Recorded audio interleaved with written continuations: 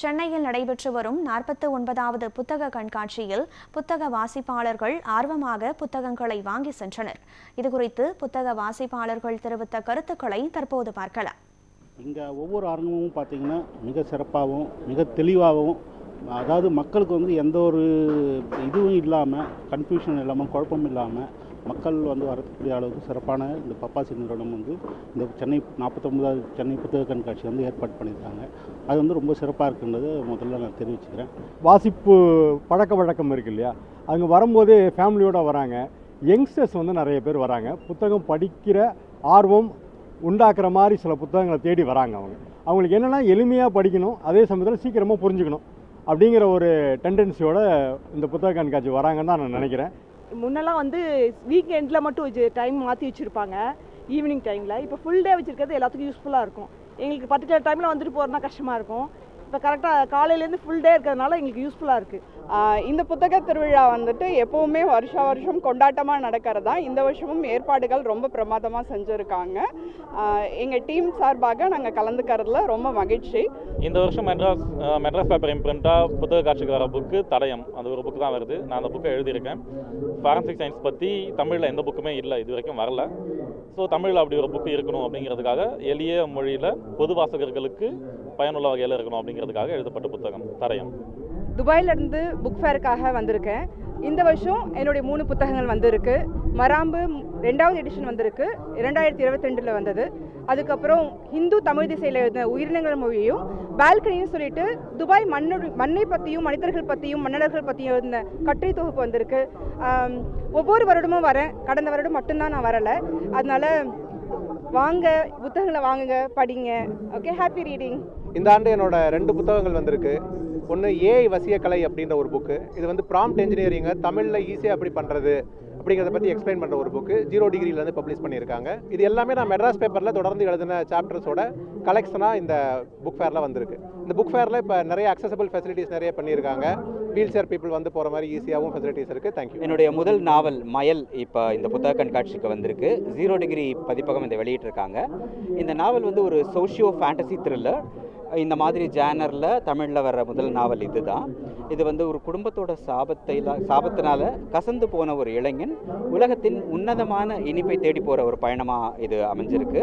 இந்த புத்தக கண்காட்சியில் சிறந்த விற்பனை பெறுற நாவல்களில் முன்னிலையில் இருக்குது. நல்லபடியாக போயிட்டுருக்கு.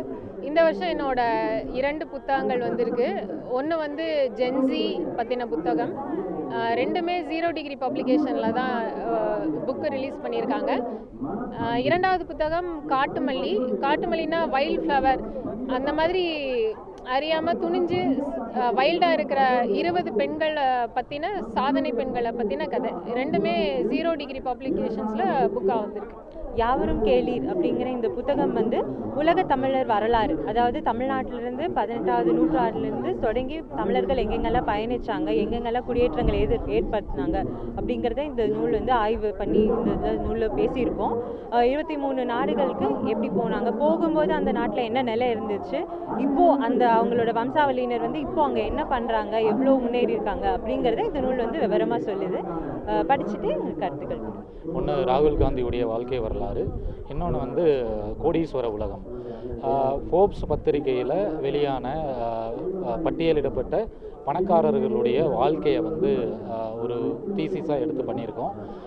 இப்போ 3வதாக திசையெல்லாம் தமிழர்னு சொல்லிட்டு உலகம் முழுக்க இருக்கிற தமிழர்களுடைய அவர்களுடைய சாதனைகளை விளக்கிற விதமாக ஒரு தொடர் ஒன்று எழுதிட்டுருக்கேன். அதுவும் புத்தகமாக வெளிவரப்போகுது.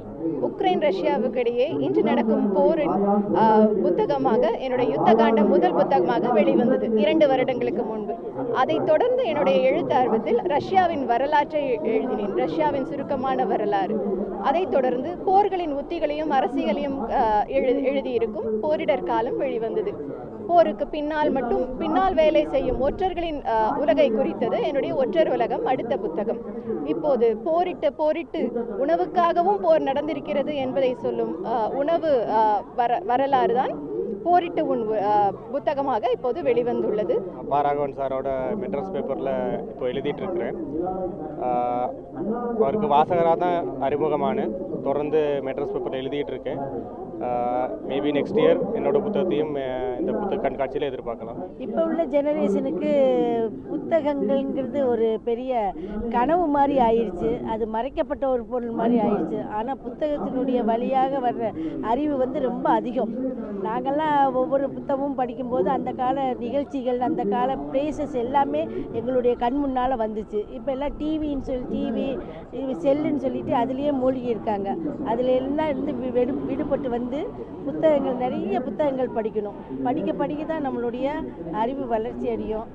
எங்களுடைய புத்தகங்கள் வாங்குங்க, எல்லாரும் படிங்க. ரொம்ப நன்றி. நம்ம திருநங்கை பதிப்பகம் 4வது முறையே நாங்கள் பங்கேற்கிறோம். அதில் இந்த வருஷம் 15க்கும் மேற்பட்ட புத்தகங்கள் வெளியிட்டிருக்கிறோம்.